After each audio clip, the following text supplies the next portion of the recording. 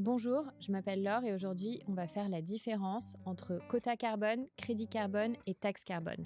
Ce sont trois outils avec le même objectif qui est de réduire les émissions de gaz à effet de serre, mais qui n'ont pas du tout le même fonctionnement. Donc, premièrement, les quotas carbone ou quotas d'émissions qui sont au cœur du système de la décarbonation européenne.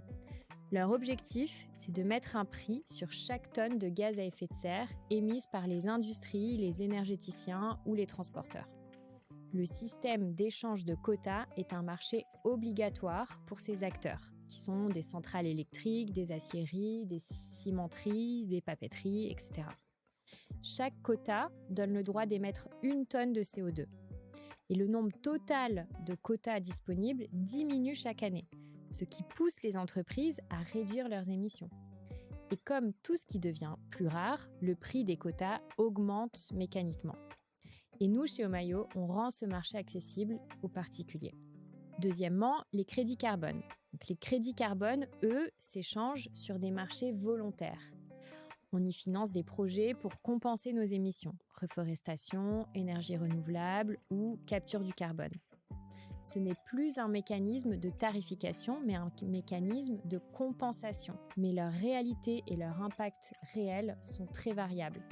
Et de nombreuses études montrent que malheureusement, peu d'entre eux permettent de réduire durablement les émissions. Troisièmement, il y a la taxe carbone. La taxe carbone, c'est aussi un mécanisme de tarification, comme les quotas.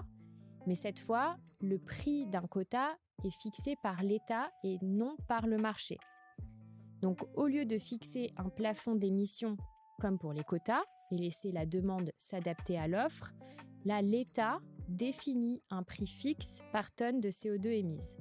Donc, taxes et quotas carbone ont le même objectif, qui est de mettre un prix sur la pollution pour inciter à la réduire, plutôt que de la compenser, ce qu'on fait avec les crédits carbone. Et nous, chez Omayo, on est convaincus que mettre un prix sur les émissions, c'est la meilleure manière de les réduire. Et c'est pour cette raison que nous avons ouvert le marché européen des quotas d'émissions aux investisseurs particuliers. En achetant des quotas via Omayo, vous les confisquez du marché et vous pouvez participer à la hausse du prix. Donc on vous attend sur omayo.com.